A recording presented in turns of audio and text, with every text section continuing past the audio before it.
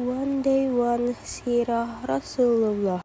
Muhammad dibawa pulang oleh Ummu Aiman. Ia pulang sambil menangis. Hati-hatinya pilu karena kini sebatang kara. Muhammad makin merasa kehilangan. Ia menjalani takdir sebagai seorang anak yatim piatu.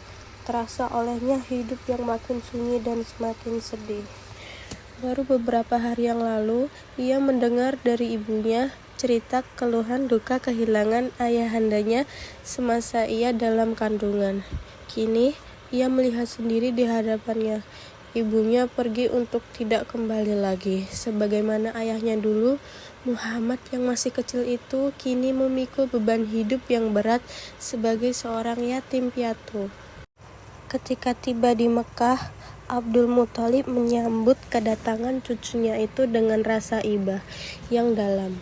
Kecintaan Abdul Muthalib pun semakin bertambah kepada Muhammad. Rasa duka Muhammad mungkin agak ringan apabila kakeknya, Abdul Muthalib, dapat hidup lebih lama lagi. Namun Allah sudah menentukan lain.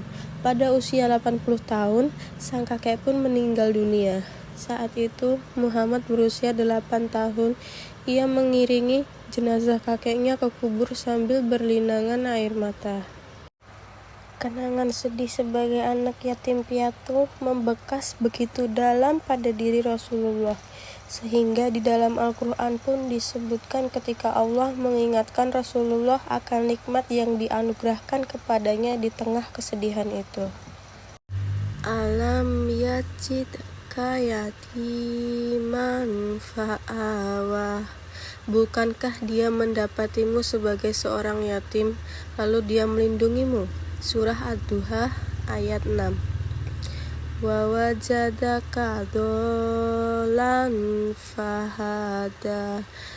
Dan dia mendapatimu sebagai seorang yang bingung, lalu dia memberikan petunjuk. Surah Ad-Duha ayat 7. Kematian Abdul Muthalib merupakan pukulan yang berat bagi keluarga Hashim. Tidak ada anak-anak Abdul Muthalib yang memiliki keteguhan hati, kewibawaan, pandangan tajam, terhormat, dan berpengaruh di kalangan Arab seperti dirinya. Kemudian, keluarga Umayyah tampil ke depan mengambil tampuk pimpinan yang memang sejak dulu mereka idam-idamkan, tanpa menghiraukan ancaman yang datang dari keluarga Hashim. Diasuh Abu Thalib. Sebelum wafat, Abdul Muthalib menunjuk salah seorang anaknya untuk mengasuh Muhammad. Ia tidak menunjuk Abbas yang kaya, namun agak kikir. Ia juga tidak menunjuk Haris, putranya yang tertua, karena Haris adalah orang yang tidak mampu. Abdul Muthalib menunjuk Abu Thalib untuk mengasuh Muhammad karena sekalipun miskin, Abu Thalib memiliki perasaan yang halus dan paling terhormat di kalangan Quraisy. Abu Thalib juga amat menyayangi kemenakannya itu. Budi pekerti Muhammad yang luhur, cerdas, suka berbakti, dan baik hati sangat menyenangkan Abu Thalib. Ia bahkan lebih mendahulukan kepentingan Muhammad daripada anak-anaknya sendiri. Begitupun sebaliknya, Muhammad amat mencintai pamannya. Ia tahu pamannya memiliki banyak anak kecil dan hidup dalam kemiskinan.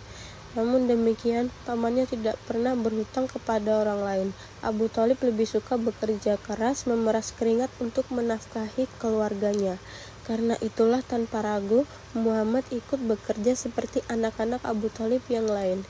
Ia ikut membantu pekerjaan keluarga Abu Thalib, mengembalakan kambing, dan mencari rumput. Abu Thalib merasa bahwa Muhammad kelak akan menjadi orang yang bersih hatinya dan dijauhkan dari dosa. Ia yakin jika mengajak Muhammad berdoa, Tuhan akan mengabulkan permohonannya, seperti yang dilakukannya